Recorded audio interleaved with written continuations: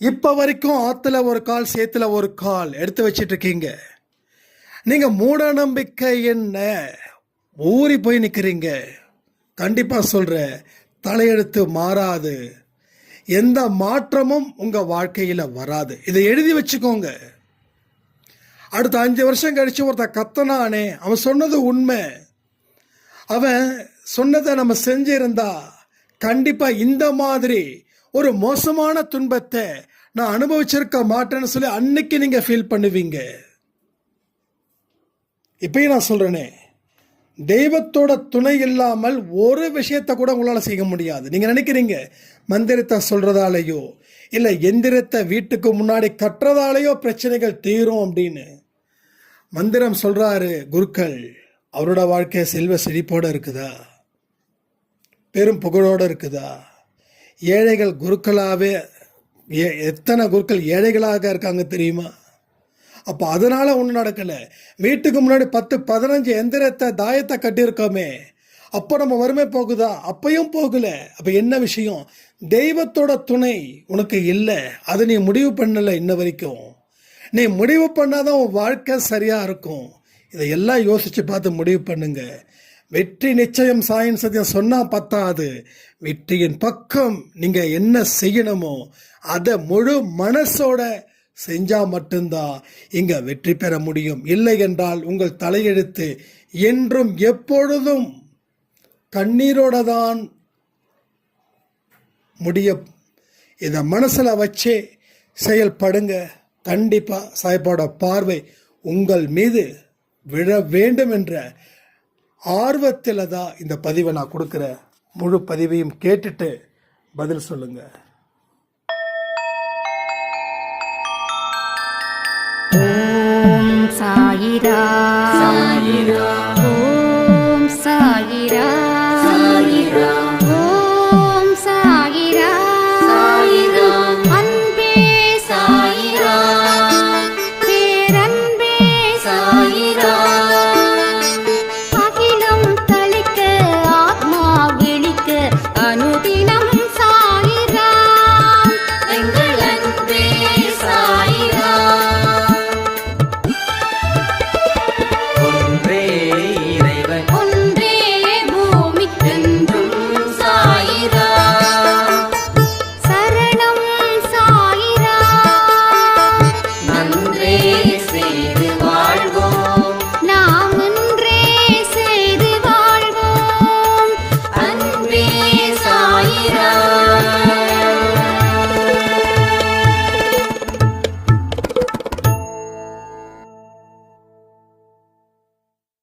சாயிரா. என் உயிரின் உயிரானவர்களே, இது உங்க வாழ்க்கையில அற்புதத்தை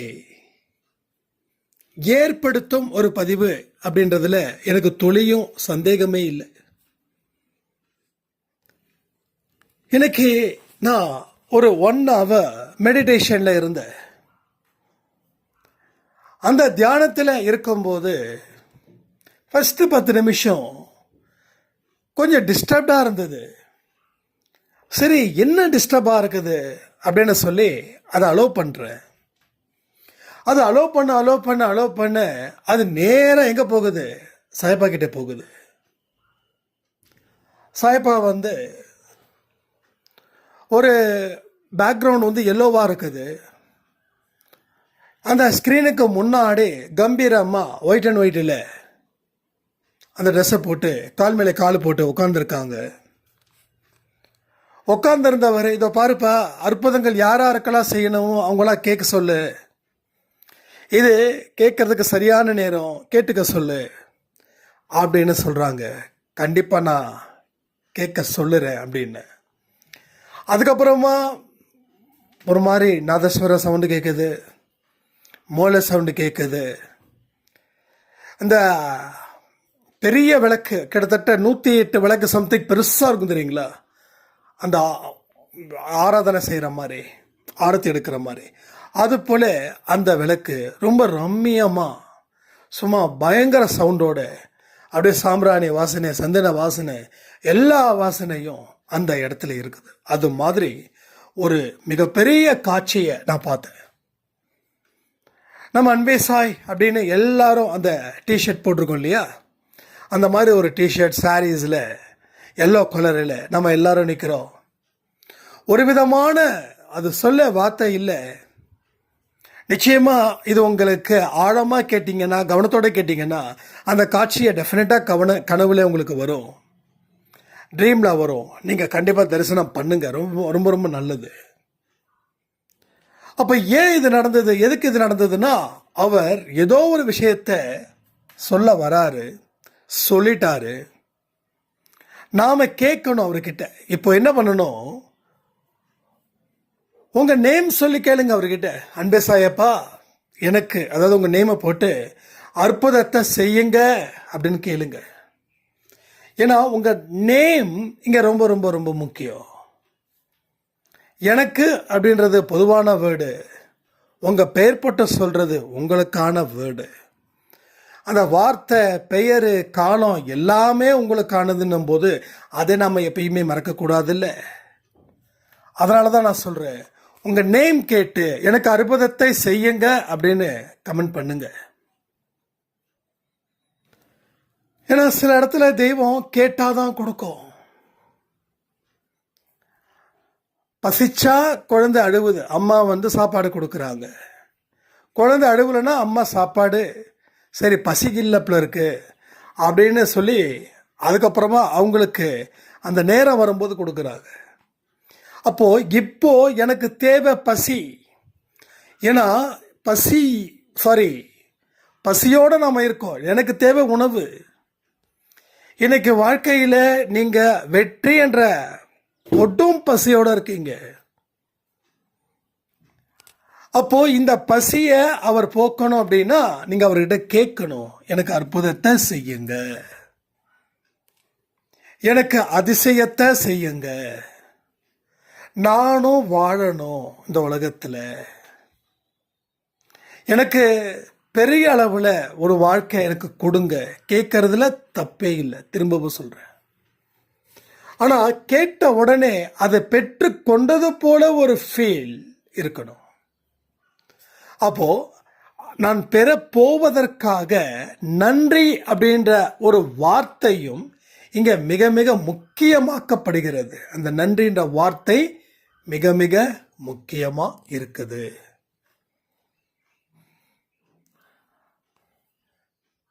எப்படி ஒரு குருடருக்கு கண் பார்வை கிடைச்சா உலகத்தையே வென்றது போல சந்தோஷம் இருக்குமோ, மகிழ்ச்சி இருக்குமோ, அதுபோல நீங்க கேட்கும் பொழுதே என்னுடைய வேண்டுதலை அவர் செவி கொடுத்து கேட்கிறார்.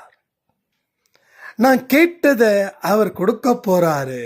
அந்த சந்தோஷம் உங்களுக்கு இயல்பாக வந்துடுச்சு அப்படின்னா அந்த அற்புதத்தை பெற நீங்க தகுதியானவர்கள், எழுதி வச்சுக்கோங்க. இல்லைங்க இயல்பா சந்தோஷம் வரல அப்படின்னா உங்களுக்கு இன்னும் கொஞ்ச நாட்களில் அந்த அற்புதம் நடக்கும். முதலில் உங்கள் மனதில் இருக்கும் எதிர்மறை எண்ணங்களை ஒழிப்பதே அவருடைய நோக்கம், அவருடைய லட்சியம்.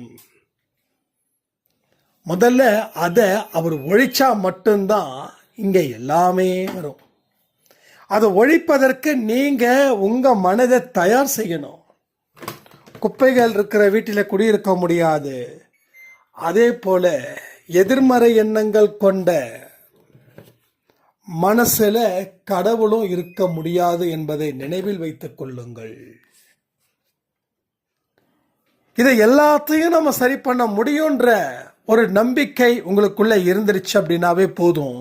அந்த நம்பிக்கையே உங்க வாழ்க்கையில நிறைய அற்புதத்தையும் அதிசயத்தையும் அது ஏற்படுத்தியே தீரும்.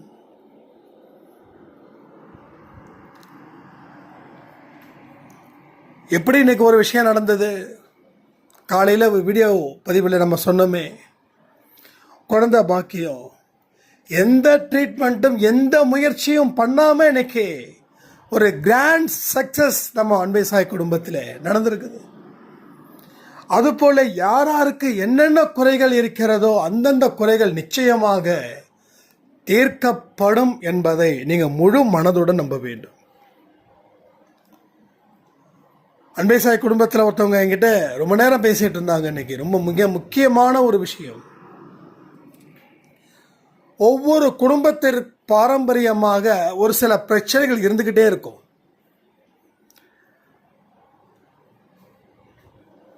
சில பேர் பார்த்தீங்கன்னா 60க்குள்ளேயே இறந்து போவாங்க. அவங்களோட ஹிஸ்ட்ரி பார்த்தீங்கன்னா அப்படி தான் இருக்கும். அது ஒரு கர்ம வினையினால் ஏற்பட்ட ஒரு சாபம். அதையும் நம்ம சரி பண்ண முடியும். இன்னும் சிலருக்கு ஒவ்வொரு இதுலேயும் யாருக்காவது ஒருத்தவங்களுக்கு குழந்தை பாக்கியம் இல்லாமல் இருக்கும். அது தொடரும். அதுவும் கர்ம வினையினால் பெற்ற சாபம். அடுத்தது கல்யாணம் பண்ணிப்பாங்க, டைவர்ஸில் தனியாக நிற்பாங்க. அதுவும் ஒரு சில குடும்பத்தில் விதிவிலக்காக இருக்கும். விதிவிலக்கில் எல்லா குடும்பத்திலையும் நடக்கும். இதுவும் கர்ம வினையினால் பெற்ற சாபம்.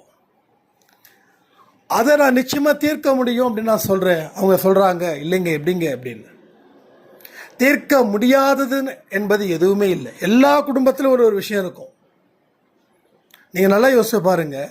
உங்களுக்கு ஒரு பிரச்சனை இருக்குது அப்படின்னா அந்த பிரச்சனை இதற்கு முன்னாடி வாழ்ந்தவங்க கிட்டேயும் இருக்கும், அதற்கு முன்னாடி வாழ்ந்தவங்க கிட்டேயும் இருக்கும். இதெல்லாம் நம்ம எண்ணி பார்க்கறது இல்லை.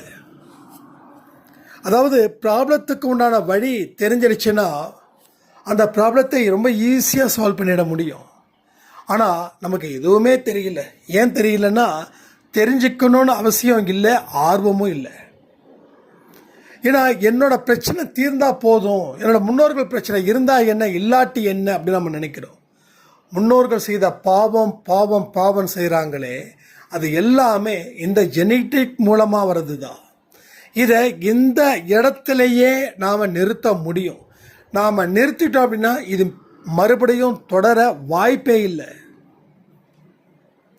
இதை நான் சொன்னால் நீங்கள் நம்புறீங்களோ நம்பலையோ எனக்கு தெரியாது. ஆனால் ஒரு விஷயத்தை புரிஞ்சுக்கோங்க, கொஞ்சம் ஆழமாக திங்க் பண்ணி பாருங்கள். உங்கள் வீட்டில் பெரியவங்க இருந்தாங்கன்னா அவங்கக்கிட்ட கேட்டு பாருங்கள், உங்கள் பிரச்சனை இது மாதிரி பிரச்சனை உங்கள் குடும்பத்தில் இருந்ததா அப்படின்னு. அவங்க நிச்சயமாக 175% உண்மை என்றே சொல்லுவார்கள். 25% ஏன் அப்படின்னா அது புதுசாக ஆரம்பிக்கிறதா இருக்கலாம். ஆனால் 75% நிச்சயமாக ஒவ்வொரு விஷயங்கள் உங்கள் குடும்பத்தில் நடந்தே இருக்கும். அதனுடைய தொடர்ச்சி தான் இந்த கர்ம வினையினால் பெற்ற சாபம். அப்போ இந்த கர்மாவை யார் எதிர்த்து நிற்க முடியும்? மாயுத்தா. மாயுத்தா ஏன் இங்கே கொண்டு வந்திருக்கோம்? சும்மா கொண்டு வந்திருக்கோமா? பேர் நல்லா ரீச் ஆகணும்னு சொல்லி அந்த நேமை யூஸ் பண்ணோமா? மாயுதா பயிற்சி, அந்த பயிற்சியோட பேரை நம்ம 10 நிமிஷம் கூட இல்லை, 10 நிமிஷத்துக்கு குறைவான நிமிஷத்தில் நம்ம கன்ஃபார்ம் பண்ணலாம். நம்ப முடியுதா?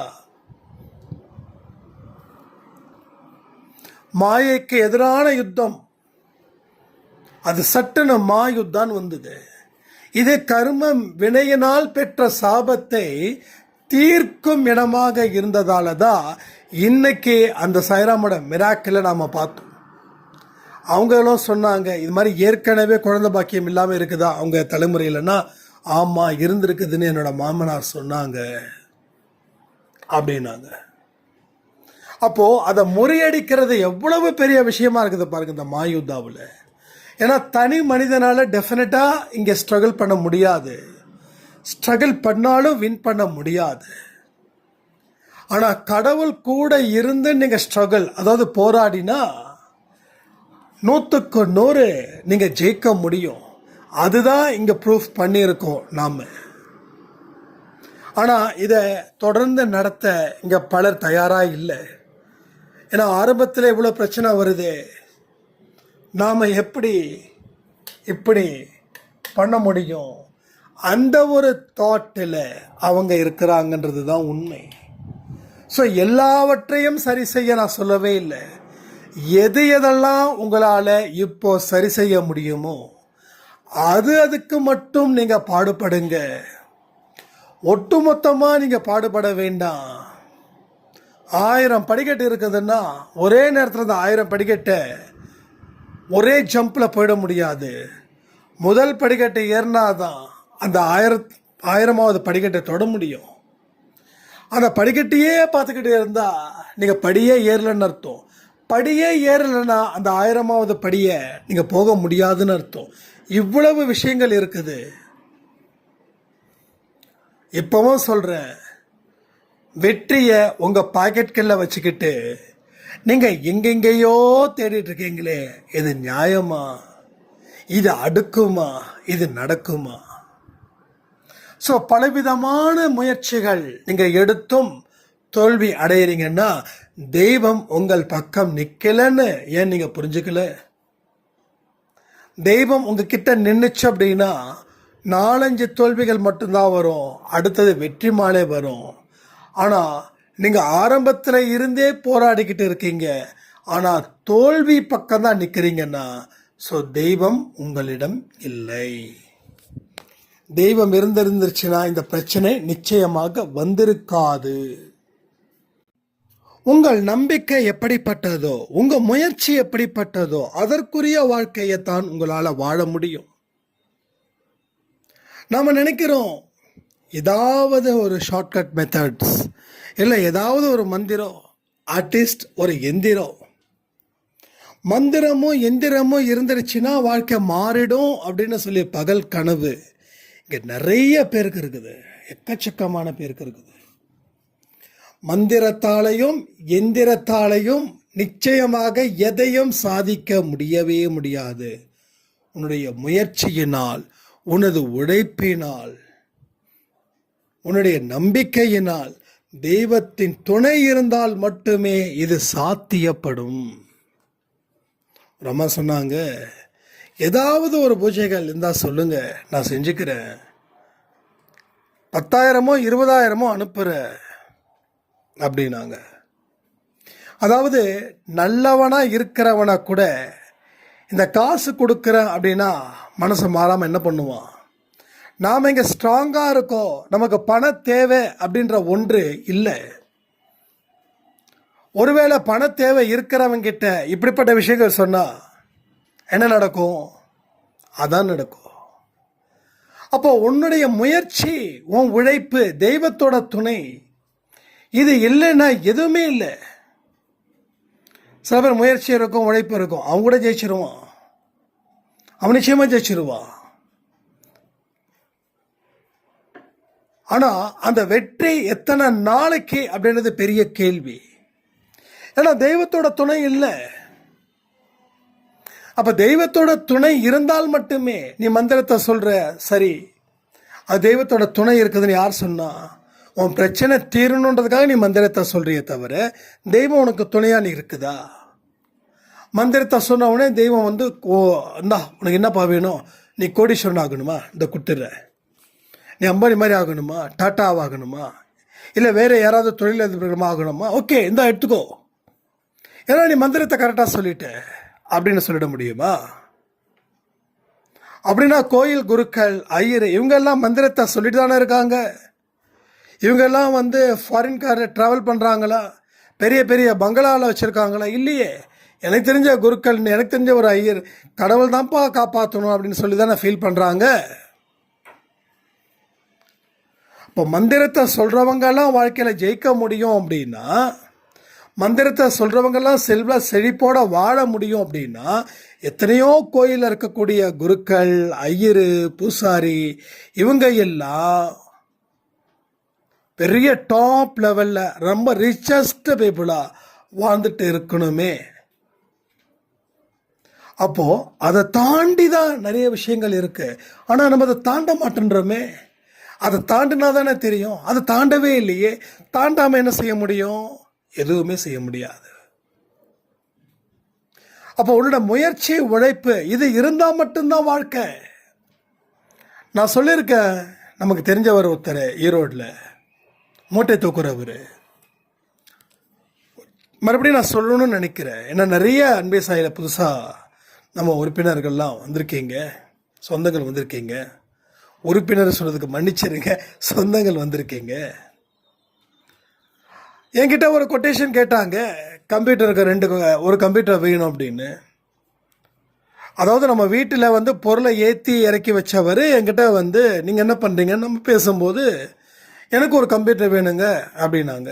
இவரெல்லாம் எங்கே கம்ப்யூட்டர் வாங்க போகிறாரு, இவரே மூட்டை தூக்குறவர் அப்படின்னு நாம் நினைச்சோம். நாம் தான் வந்து பணக்காரர்களை தானே மதிப்போம், அது போல தானே ஏழைகளை மதிக்க மாட்டோம்ல. அந்த மாதிரி நம்ம விட்டோம். மறுபடியும் அவர் ஃபோன் பண்ணி, தம்பி கம்ப்யூட்டர் கேட்டிருந்தானே, கொட்டேஷன் கொடுக்குறேன்னு சொன்னீங்களே, இன்னும் வரலையே அப்படின்னாங்க.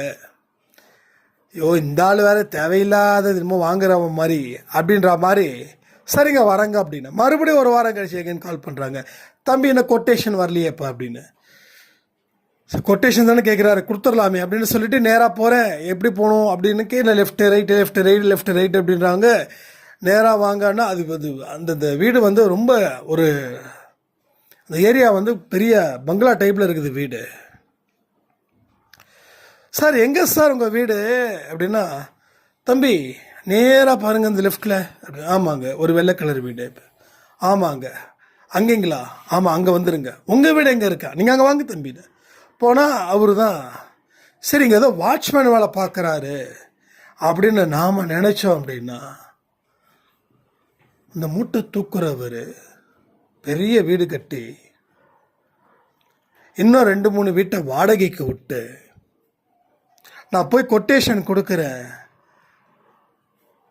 எந்த பைசாவையும் குறைக்க சொல்லலை, முழு பணத்தையும் முன்பணமாக கொடுத்து ஒரு வாரத்தில் எடுத்து வந்து கொடுத்துருங்க தம்பி அப்படின்றாங்க. அந்த அன்னைக்கு தான் நினச்சேன், நாம் எவ்வளவு பெரிய ஒரு முட்டாளாக இருக்கிறோம். வேலை செய்கிறத வச்சு நாம் எப்படி தப்பாக எடை போடுறோம், எவ்வளவு அசிங்கமாக இருக்குதுன்னு. ஏன்னா கடவுள் ஒரு பாடத்தை நம்மளை செருப்பை கழட்டி அடிக்கிறது போல சொல்லி கொடுக்குறாருன்னு புரிஞ்சுக்கிட்டு, அன்னையிலேருந்து இன்னைக்கு வரைக்கும் எல்லாருக்கும் ஒரு சல்யூட், உழைக்கிற எல்லாத்துக்கும் ஒரு சல்யூட் அப்படின்னு நிறைய கேட்குறேன். ஆமாப்பா, ஒரு நாளைக்கு நான் 1000 ரூபாய் சம்பாதிக்கிறேன், எனக்கு தேவையானதை எடுத்துட்டு மீதி மனைவி கிட்ட கொடுத்துருவேன். அவங்க சேர்த்து வைப்பாங்க, அவங்க சீட்டு போடுவாங்க, சீப்பாக ஒரு இடத்த வாங்குவாங்க, வாங்கி அதை விற்பாங்க, விற்றுட்டு அதுக்கு தகுந்த மாதிரி நாங்கள் இப்படி பண்ணிகிட்ருக்கோம். அது இல்லாமல் என்னோடய மனைவியும் வந்து டைலரிங் வந்து பண்ணிகிட்ருக்காங்க. ஸோ எல்லோரும் ஒத்துமையாக சந்தோஷமாக இருக்கிறோம். அப்போ உங்கள் கூட இருக்கிறவங்களுக்கும் இந்த மாதிரி தானே வருமானம்? ஆமாப்பா வருமானம், என்னப்பா பண்ணுறது, எல்லாம் வந்து வேலை முடித்த உடனே நேராக டாஸ்மாக் கடைக்கு போயிடுறாங்க, தண்ணி அடிக்கிறாங்க, தண்ணி அடிச்சுட்டு வீட்டில் பொண்டாட்டியும் அடிக்கிறாங்க. ஆனால் எனக்கு அந்த தண்ணி அடிக்கிற பழக்கம்லாம் இல்லை. உடம்பு ரொம்ப வலிச்சதுன்னா என் மனைவியாக சொல்லுவா, கொஞ்சோண்டு குடிச்சிட்டு தான் வாங்கலன்னு. சரி ஏதோ அது வீட்டில் தான் நான் வந்து குடிப்பேன், அது பெருசாலாம் இல்லை, மனைவி சொல்கிறா அப்படின்றதுக்காக, அவளை மதிக்கணுன்றதுக்காக நான் குடிப்பேன், அவ்வளோதான். அதுவும் பெருசாலாம் ஒன்றும் இல்லை. வாங்கினேன்னா ஒரு வாரத்துக்கு கொஞ்சம் கொஞ்சமாக குடிப்பேன், அதுக்கப்புறம் குடிக்கிறத நான் நிறுத்திட்டேன். இப்போ எனக்கு எந்த பிரச்சனையும் இல்லை. அப்போது அவரும் கடவுளை கும்பிட்றாரு, கூலி வேலை செஞ்சுட்டு டாஸ்மாக் கடைக்கு போகிறவரும் கடவுளை கும்பிட்றாரு. கடவுள் யாரை காப்பாற்றுவார்? இல்லைப்பா நீ பாட்டுக்கும் எல்லாமே தப்பு பண்ணியும் நீ என்னை வந்து வணங்குற, நான் உனக்கே என்னுடைய மகிமையை கொடுக்குறேன்னு சொல்லிட முடியுமா? ஸோ நம்ம எப்போ தான் மாற போகிறோம்? நம்ம மாறாமல் எதுவும் மாறாதுன்னு தெரிஞ்சு நம்ம மாறாமல் இருக்கிறோம் அப்படின்னா யார் வந்து தலையெழுத்த மாற்றுவா? சத்தியமாக தலையெழுத்து மாறாதுங்க, கண்டிப்பாக மாறாது. மாற வாய்ப்பே இல்லை, வாய்ப்பே கொடுக்கல, கொடுத்தா தானே மாறும். ஸோ நாம் என்றைக்குமே நாம் மேதாவிகளாக நினச்சி வாழ்ந்துக்கிட்டு இருக்கோம். பீரோவை மாற்றி வச்சுட்டா பணம் வந்துடும், வீட்டு வாசலை இடித்து வேறு பக்கம் வாசலை கட்டினா பணம் வந்துடும். இந்த மாதிரியான வேலைகளை தான் நம்ம செய்கிறோமே தவிர உருப்படியான எந்த ஒரு வேலைக்கும் எந்த ஒரு அடியையும் நாம் எடுத்து வைக்கவே இல்லை. நம்பிக்கை இல்லாதவன் தான் மூட நம்பிக்கையில் போய் நிற்பான், நம்பிக்கை இருக்கிறவன் மூட நம்பிக்கைக்கு குட் பை சொல்லிட்டு போய்கிட்டே இருப்பான். அது உங்களால் சொல்ல முடியல இப்போ வரைக்கும். உங்கள் நிலைமை எப்படி தெரியுமா? ஆற்றுல ஒரு கால், சேத்துல ஒரு கால், இப்படி தான் வச்சுருக்கீங்களே தவிர இதை விட்டா அங்கே பிடிக்கலாம், அங்கே விட்டா இங்கே பிடிக்கலாம், அட எங்கேயுமே பிடிக்க முடியாமல் போகுது. தெரியுதா உங்களுக்கு? ஸோ அதனால் ஒன்று சொல்கிறதை முழுசாக ஏற்றுக்கிட்டு அங்கேருந்து இந்த பக்கம் வந்துடுங்க, இல்லைன்னா இதெல்லாம் கேட்காம அந்த பக்கமே நின்றுடுங்க. ஆனால் ஒன்று, எங்கே உழைப்பும் முயற்சியும் மாற்றமும் இருக்குதோ அங்கே தான் அந்த தெய்வம் துணை நிற்குமே தவிர, இது இல்லாத இடத்துல தெய்வத்தை நீங்கள் பார்க்கலாம், ஆனால் தெய்வம் உங்களை பார்க்காதுன்றது மட்டும்தான் உண்மை. இதை நீங்கள் என்னைக்கு புரியுதோ அன்னைக்கு உங்கள் வாழ்க்கையில் மாற்றத்தை கண்டிப்பாக சாயப்பா ஏற்படுத்துவார். ஸோ நாம் செய்ய வேண்டியதை அத்தனையும் தயவு செய்து செய்ய ஆரம்பிச்சிடுங்க. விடாதீங்க, தயவு செய்து விடாதீங்க. இந்த மாயுதாவில் கலந்துக்காமல் இருக்கிறவங்கள நினைக்கும் போது எனக்கு ரொம்ப கஷ்டமாக இருக்குது. மறுபடியும் அடுத்த வருஷம் வாய்ப்பு, அது வரைக்கும் ஒன்றும் ஆகாது, நம்ம தினமும் பதிவு கொடுத்துட்டு தான் இருக்க போகிறோம்.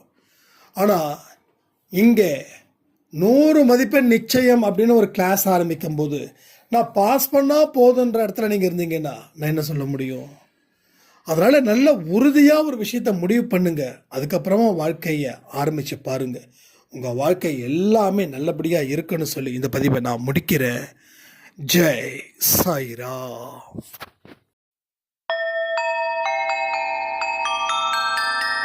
ஓம் சாயிரா சாயிரா